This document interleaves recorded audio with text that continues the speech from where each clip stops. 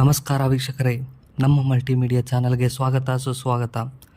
ನಾನಿವತ್ತು ತಿಳಿಸ್ತಿರೋ ವಿಷಯ, ಗೃಹಲಕ್ಷ್ಮಿ ಯೋಜನೆಯ ಪೆಂಡಿಂಗ್ ಇರುವ ಎಲ್ಲ ಹಣ ಒಮ್ಮೆಲೆ ಜಮಾ ಆಗುತ್ತಾ?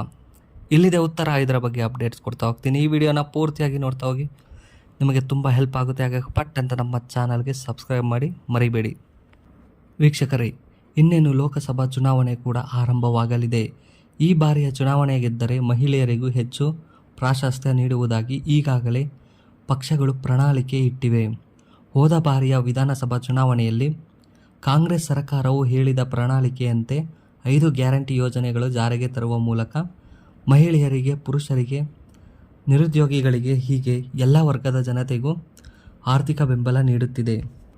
ಅದರಲ್ಲಿ ಮಹಿಳಾ ಪರವಾದ ಯೋಜನೆಯಾದ ಗೃಹಲಕ್ಷ್ಮಿ ಹೆಚ್ಚು ಸುದ್ದಿಯಲ್ಲಿದ್ದು, ಅರ್ಜಿ ಸಲ್ಲಿಕೆ ಮಾಡಿದ ಕೆಲವು ಮಹಿಳೆಯರಿಗೆ 6 ಕಂತಿನವರೆಗೆ ಹಣ ಬಿಡುಗಡೆಗೊಂಡಿದ್ದು, 7ನೇ ಕಂತಿನ ಹಣ ಇನ್ನಷ್ಟೇ ಕೆಲವು ಮಹಿಳೆಯರಿಗೆ ಜಮಾ ಆಗಬೇಕಿದೆ.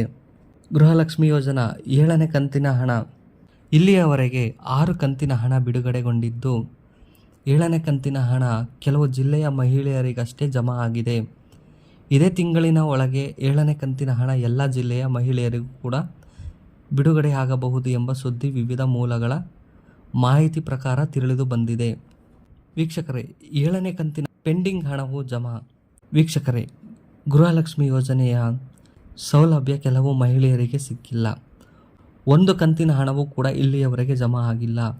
ಈ ಬಗ್ಗೆ ಪರಿಹಾರ ಏನು ಎಂಬುದನ್ನು ಸಹ ಸರ್ಕಾರ ಸ್ಪಷ್ಟಪಡಿಸಿದೆ. ಹಾಗಾಗಿ ನಿಮ್ಮ ದಾಖಲೆಗಳನ್ನು ಸರಿಪಡಿಸಿಕೊಂಡಲ್ಲಿ ಇದೇ ತಿಂಗಳು ಎಲ್ಲ ಕಂತಿನ ಹಣ ಅಂದರೆ 10,000 ಮೊತ್ತ ನಿಮ್ಮ ಖಾತೆಗೆ ಜಮಾ ಆಗಲಿದೆ ಎನ್ನಲಾಗುತ್ತಿದೆ. 1 ಕಂತಿನ ಹಣವು ನಿಮಗೆ ಬಾರದೇ ಇದ್ದಲ್ಲಿ ಪೆಂಡಿಂಗ್ ಮೊತ್ತವು ಸೇರಿ ಒಟ್ಟಿಗೆ ಹಣ ಜಮಾ ಆಗಲಿದೆ. ವೀಕ್ಷಕರೇ, 7ನೇ ಕಂತಿನ ಹಣಕ್ಕಾಗಿ ಹೊಸದಾಗಿ ಅರ್ಜಿ ಸಲ್ಲಿಕೆ ಮಾಡಿ ಮಹಿಳಾ ಫಲಾನುಭವಿಗಳು ಅರ್ಜಿ ಸಲ್ಲಿಕೆ ಮಾಡಿದ್ರು, ಗೃಹಲಕ್ಷ್ಮಿ ಹಣ ಜಮಾ ಆಗಿಲ್ಲ ಎಂದಾದರೆ ನಿಮ್ಮ ಅರ್ಜಿ ಸ್ವೀಕೃತಿಯನ್ನು ಪರಿಶೀಲನೆ ಮಾಡಿ.